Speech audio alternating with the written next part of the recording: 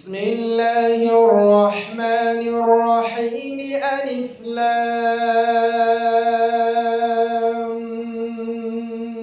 ميم ذلك الكتاب لا ريب فيه هدى للمتقين.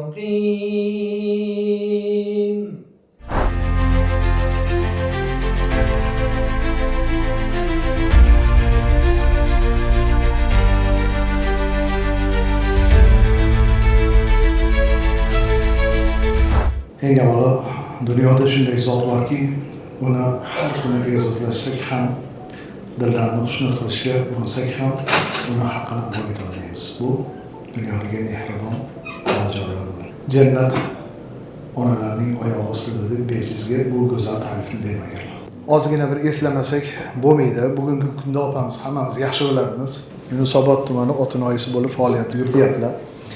Oralarimizda mana shunday ziyoli ayollarning bo'lishi juda ham katta biz uchun saodat hisoblanadi. Dilonom Karimovaning bugungi kunga qadar 9 ta ilmiy badiiy she'riy kitoblari bosilib chiqildi. Muallifga opamizga Alloh taolodan muvaffaqiyatlar so'raymiz. Bizni arzimas sovg'amizni qabul qilasiz, lekin juda bu buyuk ishlar. Hammanglar bu e'tiborga loyiqsizlar. Matlab Mannobni agar ruxsat bersangiz, ularga shu topshirsak.